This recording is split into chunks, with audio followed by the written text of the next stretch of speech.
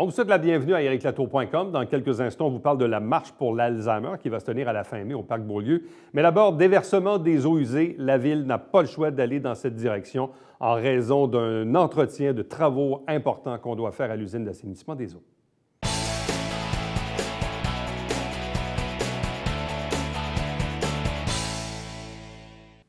La semaine prochaine, en fait, du 3 au 6 mars, au gros maximum, le mercredi, jeudi, et peut-être à la limite le vendredi matin, il y aura bien sûr des travaux très importants à l'usine d'épuration des eaux de Saint-Jean-sur-Richelieu, ce qui va forcer malheureusement, oui, un déversement dans la rivière durant ce fameux 72 heures de travaux en question. Question d'expliquer pourquoi on doit faire ces travaux et pourquoi malheureusement on se doit de déverser. Avec nous, deux invités. D'abord, Benoît Fortin, qui est le directeur du service des infrastructures et de la gestion des eaux à Saint-Jean-sur-Richelieu. Bonsoir. Bonsoir. Accompagné de Sébastien Marquis, qui est chef de division assainissement à Saint-Jean-sur-Richelieu. Bonsoir et bienvenue. Bonsoir.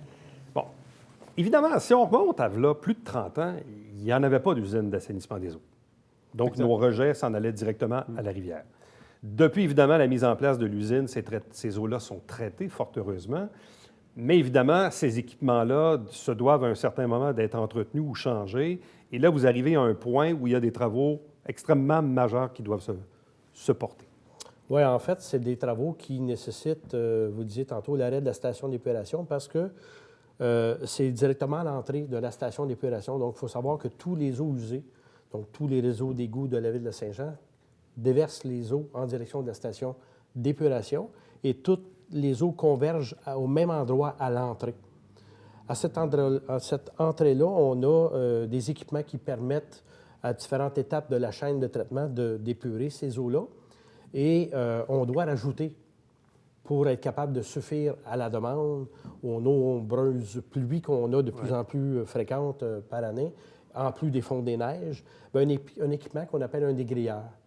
Donc, cet équipement-là, actuellement, on en possède deux à l'usine. La problématique, c'est que par certaines périodes de l'année, rarement, on doit nécessairement les arrêter, les mettre en opération.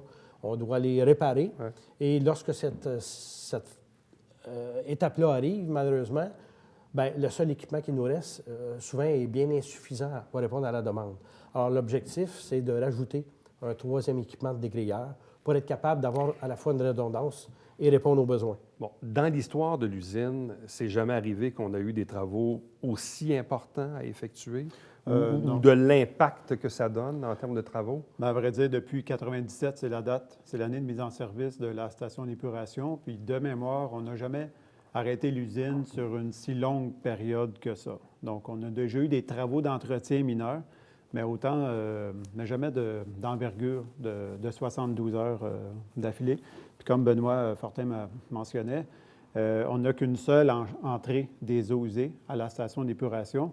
Donc, on n'a pas de canal de contournement, puis les équipements sont déjà en place. C'est coulé dans le béton, les canaux. Donc, puis on doit travailler dans ce même endroit-là qui est très restreint pour mettre en place un muret qui va permettre des travaux futurs, bien, plus tard cette année, d'installation d'un canal de décrieur. Bon, c'est sûr que dans l'imaginaire populaire, tu sais, le pire, c'est qu'il y a 20-25 ans, il n'y a personne qui se serait scandalisé de ça, mais aujourd'hui, avec la fibre environnementale que tous et chacun on s'est développée, on se dit, bien, regardons, c'est épouvantable, c'est incroyable, on ne peut pas envoyer nos rejets dans la rivière. Eh bien oui, c'est ça qu'on va faire. Parce que des mesures de contournement ou des mesures pour pallier à ça, vous les avez évaluées et c'est techniquement pas pensable? Oui, en fait, bien, il y a différentes mesures.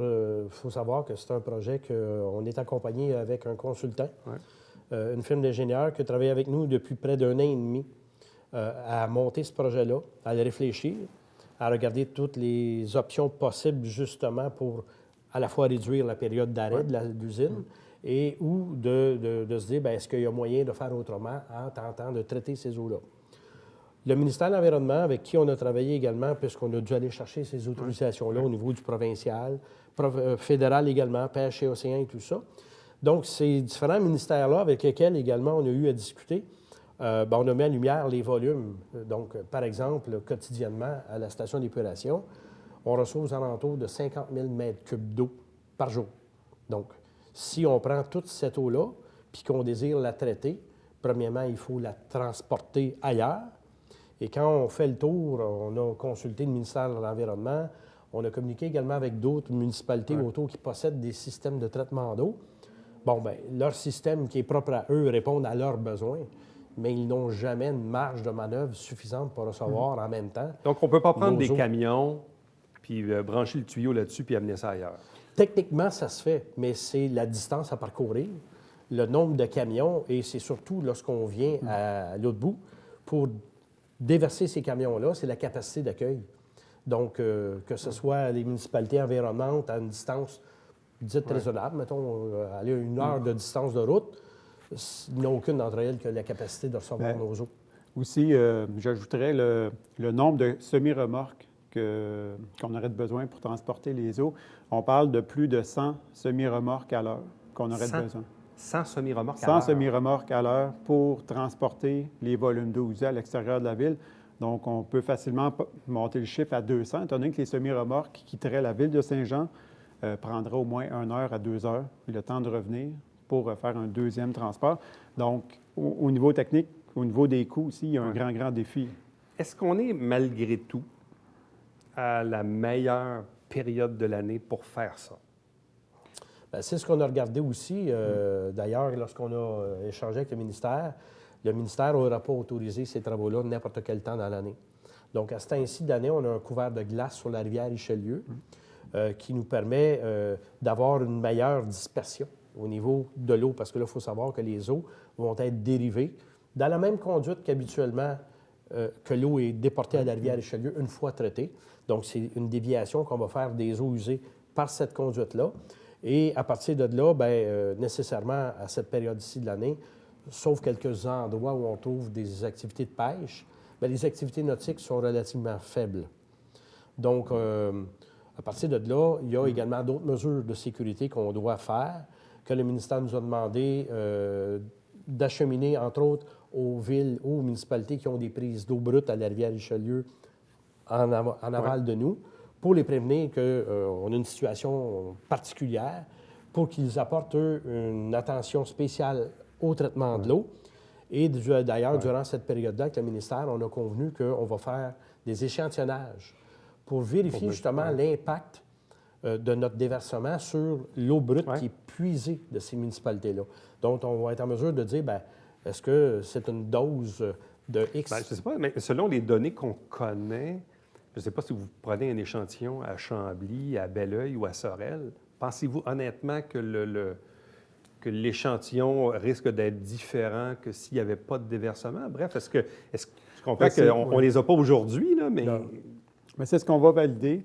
Mais la rivière Richelieu, elle a quand même un haut taux de dilution. Puis le fait aussi de faire ces travaux-là en période hivernale, bien, l'eau de la rivière est très, très froide. Donc, il y a beaucoup moins de prolifération de bactéries, puis de virus, puis de coliformes en eau froide. Donc, à ce moment-là, les nuisances environnementales sont présentes, mais ils sont amoindris. Mais ça va être malgré tout quand même un test intéressant à faire, scientifiquement parlant, je pense. Oui, parce que le ministère va mesurer ça également. Lui, il va voir l'impact d'un tel déversement sur la prise d'eau brute, par exemple, à Chambly. Qu'est-ce que ça a comme effet? Qu'est-ce que les citoyens peuvent faire durant ce fameux 72 heures, là, le 3, 4, 5, à la limite 6 mars? Qu'est-ce que les citoyens peuvent faire? Bien, nous, ce qu'on a fait de notre côté, dans le communiqué de presse qui a été émis, on invite les citoyens à réduire leur temps de douche, à ne pas faire l'usage du lave-vaisselle et aussi des laveuses à linge. Donc, dans la mesure du possible, de reporter le démarrage de ces 2 machines-là, finalement, peut-être au vendredi soir, au samedi, mais d'éviter l'utilisation durant le 3, 4, 5 et 6 mars au matin, qui va faire en sorte que chaque citoyen pourrait contribuer puis réduire la quantité d'eau usée qui serait rejetée à la rivière Richelieu, parce qu'ultimement, durant nos travaux, ces eaux-là se retrouvent à la rivière. Bon, ça, on peut aider. Pour le reste, l'humain étant l'humain, c'est assez difficile d'empêcher les gens d'aller à la toilette. Là, je veux dire, On a demandé également un apport important de la part des industries. Donc, on a des données, nous, qui nous indiquent, par exemple, à l'usine de filtration, quelles sont les périodes de l'année où il y a une plus grande consommation d'eau potable. On sait aussi, par l'intermédiaire de nos compteurs d'eau industriels et commerciaux, les plus gros consommateurs à la ville. Donc, eux, ils ont été sensibilisés à la problématique, au phénomène qui fait que Bon, bien entendu, 3, 4 et 5, est-ce qu'il y a moyen de réduire les quarts de travail, l'apport d'utilisation d'eau, les rejets, tout ça. Et il ne faut pas perdre de vue non plus que dans l'année, il y a 2 périodes où la consommation est moins importante. C'est les semaines de vacances de la construction. Ouais. Les gens ont quitté le foyer. Et la période de relâche. Et ça donne que c'est la semaine prochaine. Donc, bien entendu, c'est tous des petits effets, un parmi tant d'autres, qu'on espère que, bon, tout ça mis ensemble avec la précaution, la planification, la sensibilisation, qu'on souhaite que les effets soient réduits. Bon. Je connais la réponse, mais je pose la question quand même. Parce qu'encore une fois, je reviens à ça, dans l'imaginaire populaire, on se dit, ouais, mais quand il y a eu les travaux au pont Gouin, on était capable de faire un truc, puis de dévier les affaires, puis on a évité qu'il y ait justement des déversements durant la période de travaux. C'est quoi la différence entre ce que vous avez fait au pont Gouin puis ce qu'on n'est pas capable de faire dans le cas des travaux de l'usine d'épuration? Bien, dans le cas du pont Gouin, en réalité, on a effectué le pompage des eaux usées d'Iberville avec une conduite qui passait sur le pont Gouin pour déverser dans le réseau gravitaire. Mais par la suite, les eaux usées suivaient son chemin, donc jusqu'à la station d'épuration qui, elle, était en opération, ce qui n'est pas le cas présentement. Donc, la semaine prochaine, étant donné que notre équipement de traitement est carrément à l'arrêt, donc nécessairement, les eaux usées ne peuvent se rendre à la station pour être traitées. Évidemment, on n'est pas la seule usine d'assainissement des eaux au Québec. Les autres doivent vivre des situations similaires? Tout à fait. Encore là, ça dépend de l'intervention qui est visée dans la station d'épuration. Comme par exemple, nous, on a différentes étapes où l'eau dans la chaîne de traitement de la station procède. Il faut comprendre qu'une goutte d'égout, lorsqu'elle arrive à la station d'épuration, ça lui prend seulement 2 à 3 heures maximum avant qu'elle en ressorte traitée.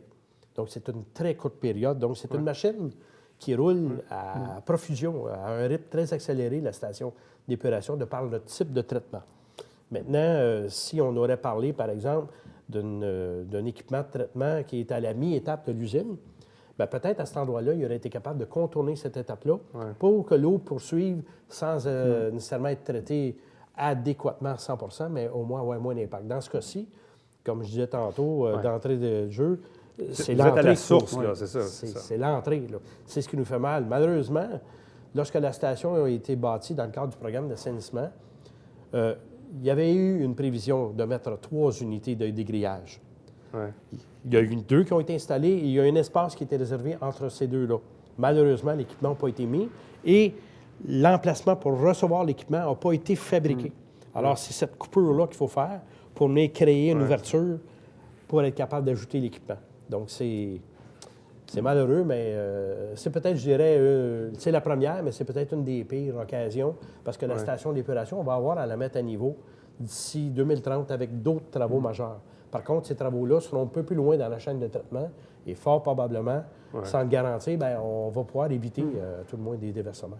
Alors, ce qu'il faut savoir aussi, c'est que la station d'épuration, elle a 20 ans d'opération. Donc, on est rendu dans des années charnières où ce que les équipements mis en place à la mise en service deviennent désuets, deviennent finalement l'entretien et la fiabilité aussi est difficile à atteindre. Donc, il fait en sorte que c'est préférable de faire le changement de l'équipement. Puis, on le vit dans l'ensemble de la chaîne de traitement à l'usine. Donc, puis le dégrillage, bien, c'en est une qu'on va travailler. Benoît Fortin, Sébastien Marquis, merci. Oui, rapidement. On a même évalué, si on veut, dans la démarche, de regarder si c'était possible de mettre un système de traitement mobile en place. On avait fait ça lorsqu'on a fait les travaux à l'usine de filtration à Iberville. On était dans l'eau potable, des unités mobiles. C'était possible, mais du côté de la station d'épuration, malheureusement, à cause du volume, c'est une alternative qu'on a regardée, mais qui était impossible à atteindre nos objectifs. À vous deux, merci beaucoup pour ces précisions. Je pense que les gens vont davantage mieux comprendre l'enjeu auquel on est confronté. Merci. Merci. Merci. Restez avec nous, puisqu'au retour, on vous parle de la marche pour l'Alzheimer.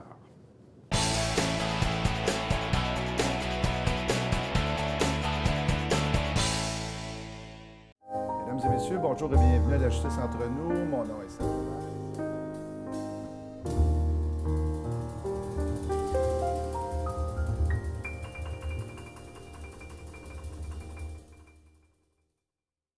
François, cette semaine à Sport Express, il vient toujours nous voir, mais on l'a prêté à TVA Sport dernièrement. À tout le monde en parle et il revient dans nos studios. Le champion du monde, le Ring of Honor, PCO, qui est avec nous. Ça, là, manquez pas ça.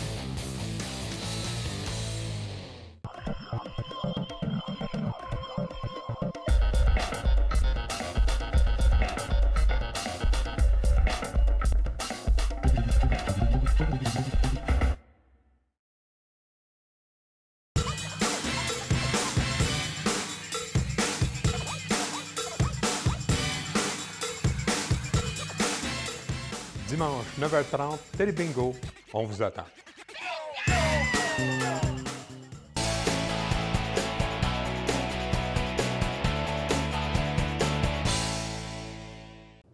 On est en route vers la 14e marche pour l'Alzheimer dimanche le 31 mai au Parc Beaulieu à Saint-Jean-sur-Richelieu. Il y a plusieurs activités aussi connexes avant et même après au cours de l'année pour le profit, bien sûr, de la Société Alzheimer du Richelieu.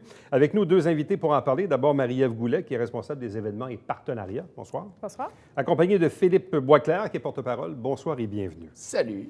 On dit la 14e marche, mais on organise également un grand pique-nique.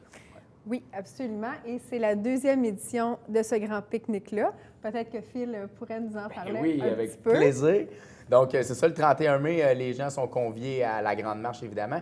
Mais on a également le grand pique-nique avec plusieurs interactions sur le stage, dont, ce que je t'ai donné un coup, dont Zumba Dan qui va être là, Mélène Keg là, qui va faire une prestation aussi musicale. On a des troupes de danse, on a moi à l'animation. Fait que le but, c'est vraiment de créer pour une deuxième année consécutive un grand rassemblement autour de cette marche-là qui est comme le gros morceau de notre journée. Ça commence à 10 h le matin et la marche va avoir lieu vers les 10h30. C'est une marche de 2 km. Donc, ça ne demande pas, ça demande pas une condition physique de sportif. Là. Je pense que monsieur, madame, tout le monde peut venir accompagné de poussettes, amener grand-papa, grand-maman. Et on invite surtout les gens à venir dîner. Donc, on les invite à amener leur lunch, d'où le nom du grand pique-nique. Mais sur place, on va avoir des boîtes à lunch santé, de l'essentiel.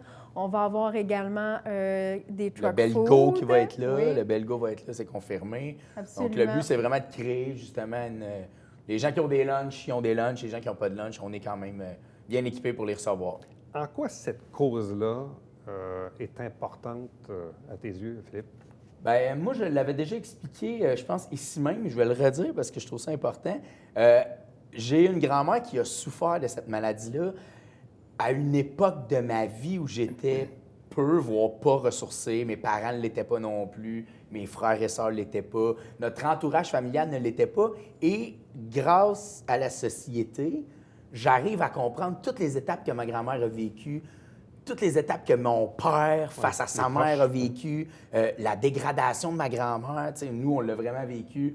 Les 4 années, là, ça a commencé à j'oublie de déjeuner, à je finis dans une chaise roulante à un enfant de 8 mois. Là. Fait que la dégradation, elle a été... Ça a comme été un choc à cette époque-là. Moi, j'ai perdu mes grands-parents très jeunes. C'est quelque chose qui m'a toujours un petit peu attristé. Puis là, de comprendre que ma grand-mère a souffert ou pas, je ne sais pas, mais a quand même... Ça m'a permis de comprendre. Puis dans la vie, je suis altruiste. Là. J'ai une chance. Et les impacts sur les aidants naturels, entre autres. Oui, mais énorme. Évidemment, dans tout bon événement à bénéfice, évidemment, les sous sont toujours utiles pour la recherche d'une part, mais aussi pour les services offerts, entre autres par la Société Alzheimer, qui offre beaucoup de services pour les personnes atteintes ou encore les aidants naturels. Absolument. La Société Alzheimer, en fait, ce qu'elle procure comme service, premièrement, il faut se dire qu'il y a 25 de ces services-là qui sont payés exclusivement par les dons et les levées de fonds. C'est un 25 qui est très important. C'est des heures de répit. C'est des groupes d'activités, des groupes de jour, du lundi au vendredi. Les gens, c'est sur rendez-vous, donc les gens ils téléphonent, ils peuvent s'inscrire. C'est de 10 h le matin jusqu'à 15h30. On fournit un petit lunch. Il y a juste le transport qui n'est pas fourni. Ça permet d'avoir plusieurs heures de répit. C'est un centre d'aide. C'est un centre téléphonique. On peut prêter de la documentation aussi. Donc, c'est vraiment, il y a beaucoup de services. Il y a des accompagnatrices, il y a près d'une trentaine d'accompagnatrices qui se déplacent à domicile aussi. Donc, c'est beaucoup de services que la Société Alzheimer offre aux 32 municipalités dans le Haut-Richelieu. Bon, la marche, elle, est le 31 mai, sauf qu'un mois avant, soit le 24 avril, il y a un spectacle bénéfice présenté par Joanne Blouin au Collège militaire. Oui. Oui, c'est présenté en fait par l'Infirmerie du Haut-Richelieu. Oui. Donc, l'Infirmerie du Haut-Richelieu, Jennifer Young, qui est propriétaire, qui est aussi porte-parole de la Société Alzheimer avec Phil, qui a décidé d'organiser le spectacle de Joanne Blouin. C'est au Collège militaire, c'est le 24 avril à 20h. Les billets sont au coût de 50 et une partie des profits est versée directement à la Société Alzheimer. Donc, il y a 400 billets à vendre, on compte sur vous. Et pour se procurer les billets, on peut tout simplement se rendre à l'Infirmerie du Haut-Richelieu ou tout simplement leur téléphoner, je ne sais pas. L'Infirmerie du Haut-Richelieu est située sur la rue Conrad-Gosselin, dans le secteur Iberville, tout juste à côté du pont Marchand. Donc, spectacle Joanne Blouin, qui va chanter de Félix Leclerc à Luc Plamondon, 24 avril à 20h au Collège militaire. Merci. Donc, voilà. Oui. Donc, un spectacle bénéfice, bien sûr, pour la Société Alzheimer. Et là, évidemment, en prévision toujours de cette fameuse marche, vous êtes à la recherche de marcheurs élites. Oui, on a je vais y aller. On a différentes gammes cette année pour la marche du 31 mai. Donc, tout d'abord, on a les marcheurs élites. Ce que c'est un marcheur élite, c'est quelqu'un qui aurait l'intérêt d'amasser des fonds et de se créer une gang autour de lui qui va emmener avec lui à la marche, qui va comme avec le marcheur d'élite, le leader de ce groupe-là. Et si il amasse plus de 1 000 il court la chance de gagner une fin de semaine toutes dépenses payées au Château Laurier, à Québec. Donc, ça encourage les gens à entrer dans la catégorie marcheur élite. Ouais. Sinon, on a également le défi des entreprises auquel la Shop, le centre d'entraînement duquel je suis propriétaire sur la rue Moreau, va faire partie. C'est un défi d'entreprise. Donc, on ramasse dans l'entreprise des gens. On se crée un groupe de marche. Cette journée-là, on vient, on peut s'identifier. Nous, on va se faire les chandails de la Shop. Donc, on va s'identifier. Puis on marche en entreprise pour cette cause-là. On amasse des fonds, évidemment, à travers l'entreprise qu'on remet à la société cette journée-là. Donc, on cherche des marcheurs élites, des marcheurs aussi pour participer au défi aux entreprises. Et il y a d'autres façons de relever un défi entreprise. Donc, si vous avez une entreprise et vous avez décidé de faire une activité parallèle à la marche. Donc, par exemple, la prochaine activité qui s'en vient, Éric, c'est Pâques bientôt. Oui. Et chaque année, la chocolaterie Foucade nous fait un magnifique œuf, l'œuf précieux pour la Société Alzheimer, un bel œuf bleu qui est rempli de plein de petits œufs, à la fleur de sel, je crois. Et qui est au montant de 18,45 $, l'œuf quand même assez gros, dans un beau présentoir, dont 5 $ vont être remis à la Société Alzheimer. Donc, pour prendre exemple sur la chocolaterie, il relève un défi entreprise. Donc, c'est parallèle à la marche et ils vont remettre des dons. On a beaucoup de partenaires aussi qui font plusieurs activités. Les Chevaliers de Colomb en font, parce qu'il est un bon partenaire aussi. Donc, si vous avez une entreprise et vous avez envie de faire une activité parallèle, vous pouvez nous appeler. N'importe quoi, un souper spaghetti. Des activités parallèles qui, effectivement, vont cheminer vers la récolte de la marche. Peu importe. N'importe quoi. Mais on cherche aussi des marcheurs tout court. Ben oui, c'est ce que je m'en allais dire. Ben oui, pas besoin d'être élite, pas besoin d'être en entreprise. Juste marcheur, tu as envie de passer une belle journée. On va s'inscrire sur le site sahr.ca. Ça coûte 15 $ et on peut s'inscrire dès maintenant. Bon, en ligne, donc c'est facile et tout ça. Et l'autre chose également, souvent pour l'avoir vu à l'occasion de la marche, évidemment, les gens qui participent souvent sont soit des aidants naturels eux-mêmes, ou ont été touchés par la maladie, leurs grands-parents, leurs parents ou dans leur famille. Donc souvent, quand les gens ont été touchés de près ou de loin, évidemment, ont un degré de sensibilité peut-être un peu plus élevé à l'égard de la cause. La recherche a quand même aidé ces dernières années. Je ne sais pas si on est dans une étape où on stagne peut-être un peu plus. Évidemment, c'est variable, mais encore là, il ne faut pas lâcher le morceau parce que qui sait, peut-être que dans quelques années, on va découvrir un médicament qui va vraiment aider de beaucoup parce que ça touche quand même une couche de la société quand même assez importante. Et moi, je suis toujours étonné de la fameuse statistique où on sait, et c'est une statistique qui est triste, mais beaucoup d'aidants naturels qui vont décéder avant même la personne atteinte. Oui. Moi, à chaque fois que j'entends ça, je me dis, c'est incroyable. Tu sais, je m'imagine des messieurs, des madames qui ont peut-être 70, 75, 80 ans, qui s'occupent de leurs conjoints, conjointes et qui s'épuisent à les aider. Et ça, c'est terrible, là. Tantôt, Et- tu parlais d'implication. Ouais. C'est une des raisons aussi pourquoi je m'implique, là, bien que je ne sois pas hyper connu, mais c'est quand même une façon à moi que j'ai de m'impliquer pour faire connaître la société, faire connaître les ressources qui Tout à sont fait. là, mises en place, des fois juste pour ventiler ou pour mieux comprendre ce qui se passe. Tu sais, je me ramène encore à notre situation. Si on avait eu la société dans ce temps-là, où on avait connu la société et tous ses bienfaits, ben peut-être que de prendre le téléphone au départ avant de te rendre à là-bas, fait. de ventiler un peu, puis de te dire qu'est-ce que je vis, c'est-tu normal, tu sais? Puis là, ça touche de plus en plus de monde. Fait que c'est une façon de faire connaître fait. les services qu'on a, Absolument. pour moi. Et là, une fois la marche complétée, le 31 mai, il y aura une autre activité, peut-être un peu plus tard à l'automne, qui est le marché de Noël. Oui, on en parle déjà. Oui, on vous parle du marché de Noël, parce que vous êtes en train de chercher du monde pour le marché de Noël. Ouais. En fait, C'est là cette que ça se année... passe. Oui, oui, on est d'avance, hein? Mais, Un peu, mais vas-y. Oui. mais en fait, je pense, on n'est pas déjà en train d'inviter les gens à venir au Non, marché je comprends, de Noël. je comprends. Là, on cherche des artisans. Ouais. OK. L'année passée, on avait 69 exposants. Et cette année, on aimerait monter à 80 exposants. OK. On a des petits kiosques de 8 par 10, des kiosques de 10 par 10. C'est sur 2 jours, donc le 7 et le 8 novembre. Donc, si vous êtes des créateurs de mode, vous faites des vêtements, des souliers, vous travaillez le cuir, la fourrure, tout ce qui est agroalimentaire, Sculpture, de la peinture.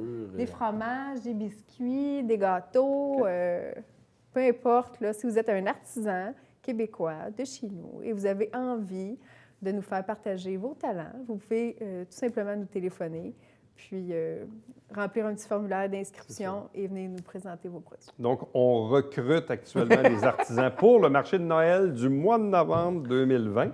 Mais c'est maintenant que ça se passe pour le C'est recrutement. maintenant que ça se passe. Et ce marché de Noël existe depuis quelque temps à peine pour la Société Alzheimer. Ça va être la 3e édition. C'est ça, c'est quand même du assez marché de nouveau Noël. comme événement. Mais, Oui, absolument. L'année passée, on a reçu près de 2000 visiteurs, quand même. Ouais. quand même.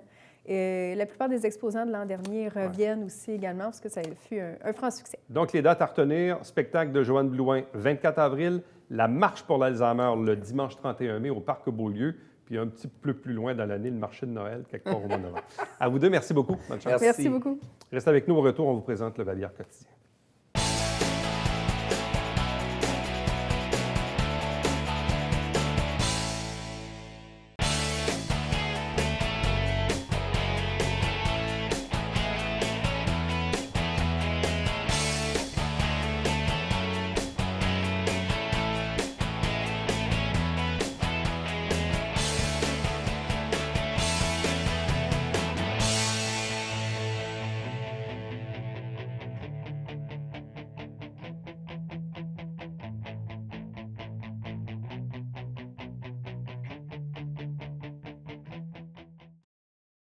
« 150 postes sont à combler pour les camps de jour à Saint-Jean-sur-Richelieu l'été prochain.